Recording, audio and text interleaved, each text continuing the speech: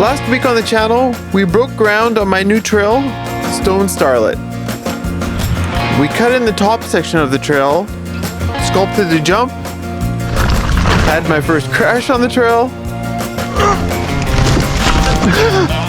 and then carved out the berm landing.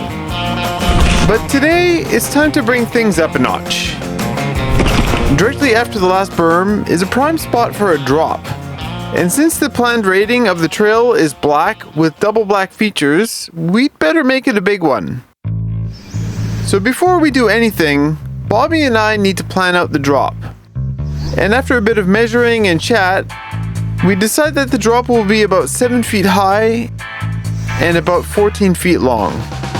So taking into account the post holes, we'll need 2 10-foot posts, a 5-foot beam, 2 17-foot stringers, and a whole bunch of rungs.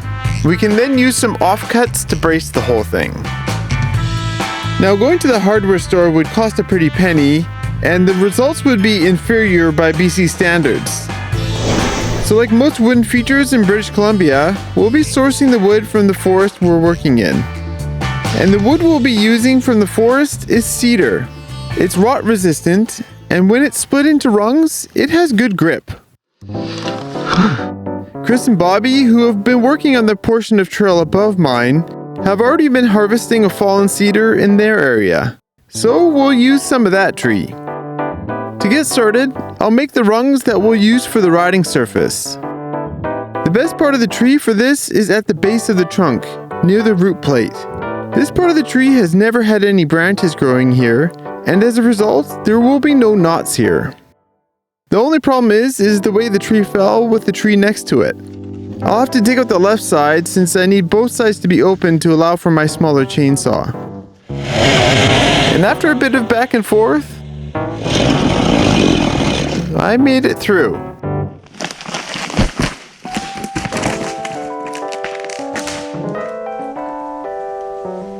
Oops. Now we can start splitting our log into rungs with these wedges. Kind of like splitting firewood, you just hammer in a row of wedges to split the log.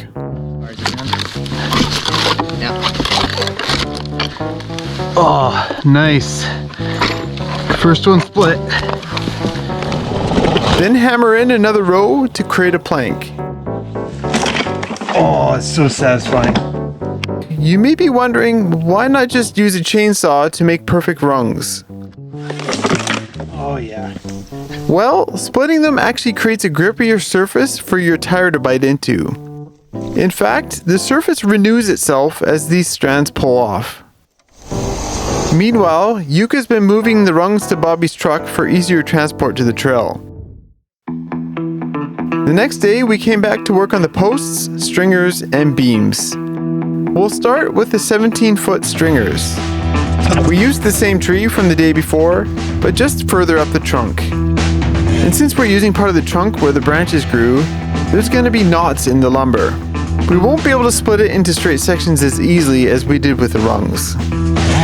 So after cutting the trunk to length, we cut it down the middle as far as the saw will go.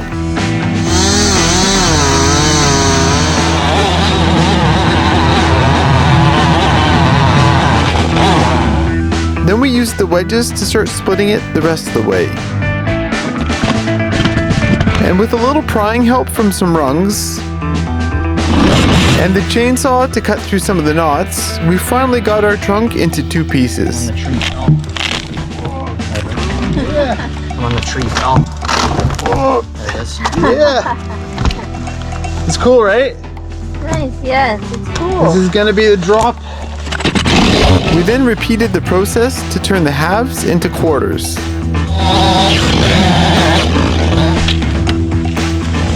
But each quarter still has a round side that needs to be squared off. So to create an even cut, we've got something called an Alaskan mill that we borrowed from the local mountain bike association. It's basically an attachment for a chainsaw that acts as a guide to create straight cuts. So, 2 more cuts later, and we've got a square stringer.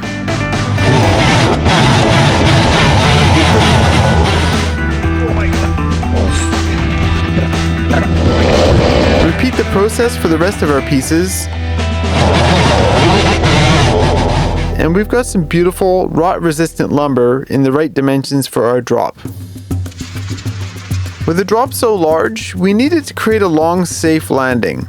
So the next day, Bobby and I did just that, and we benched out a large, smooth landing.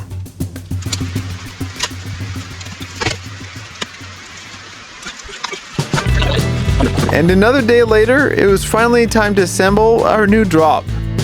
The first order of business was to move our newly milled lumber to the construction site. We needed a bit of extra muscle to get the job done though. So Ty, Brandon, and Andy came out to donate some sweat equity to the cause. Ollie the dog provided moral support. Once we hauled all the material on site, we could start to assemble all our pieces.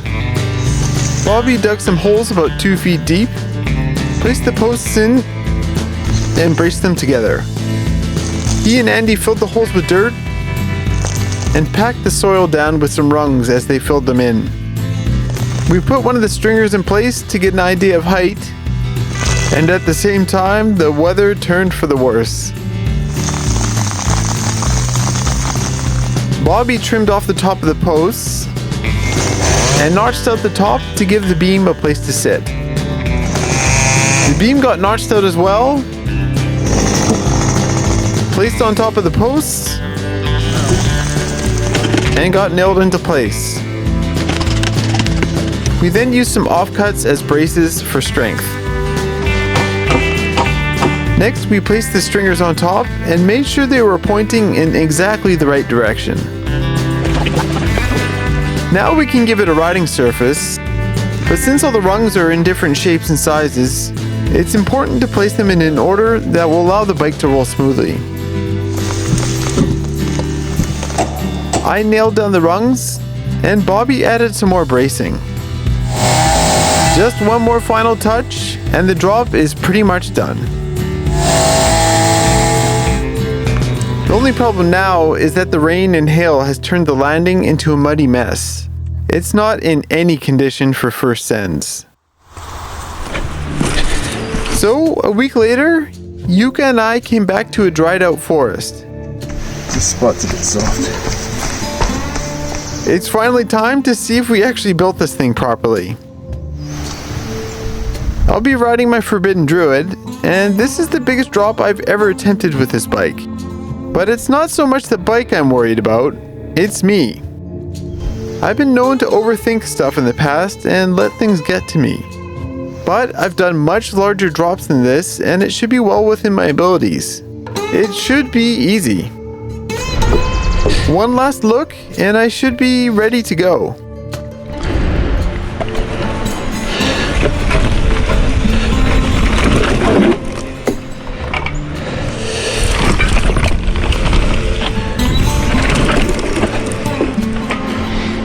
I'm having some trouble.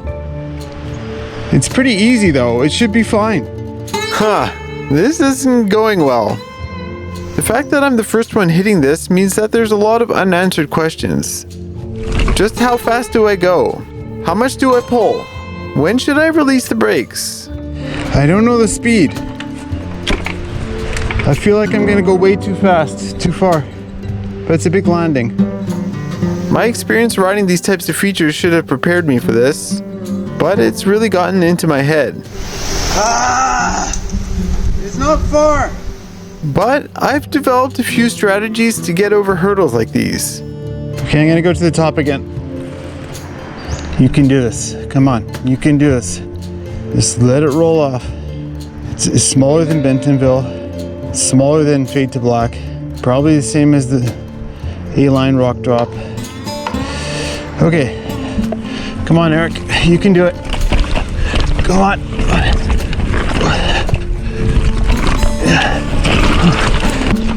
Come on, Eric.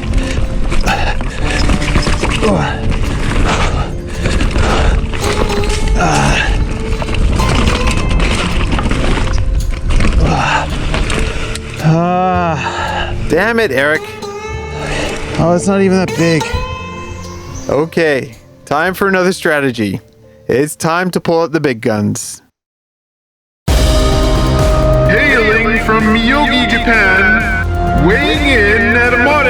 120 pounds, known as the center of sense, Van Girl Yuka. I'm ready. Maybe she can succeed where I failed. But first, a little inspection.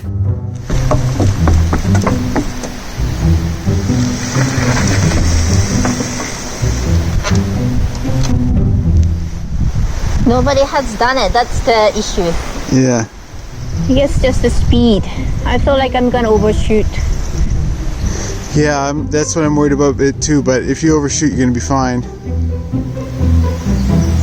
Probably okay. Yeah.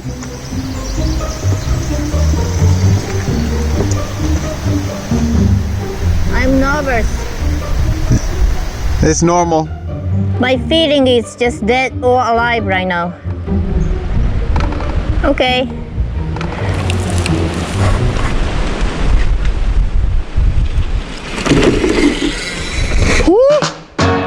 Yeah!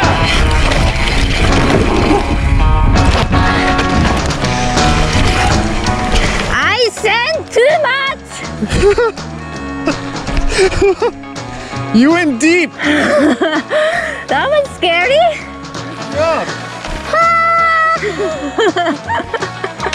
How did it feel? It's so soft there. Soft, but it felt smooth. It looked smooth. It was smooth, yeah, it's not really harsh. Just the eye supplies because I sent it really deep, so Yeah. I thought, but I didn't really. I think that's kind of sweet spot, isn't it? It's a really great landing, yeah. Yeah. You just did it. Yeah, first try? No second try? Oh, you're stronger mentally than I am. Yuka is so strong mentally. If she knows she can do it, she just does it. I wish I could do that. She truly is the sender of sense. So now that I've seen her do it, it's removed some of those question marks for me. I guess there's nothing to do but try again.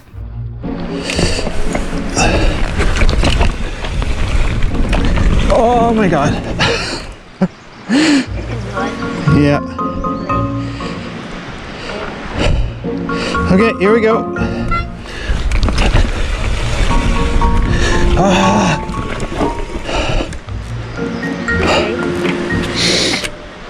It is okay. You sent it. Yeah. Here we go. Here we go. Nice. Perfect. Here we go. Perfect.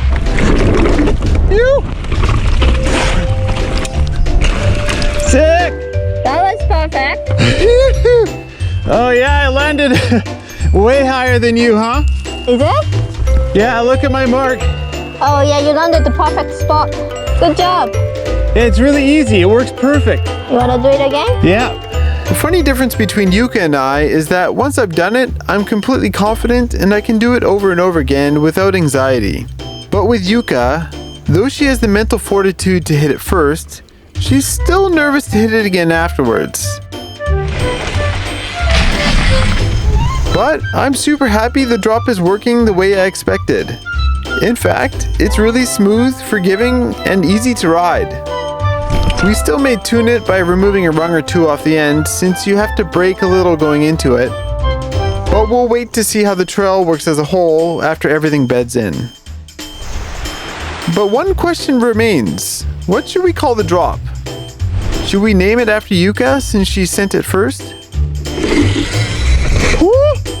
Leave your suggestion down in the comments. And as for next week, well, we've got something special planned for right after the drop, so stay tuned. But, as always, thanks for watching and stay gnarly.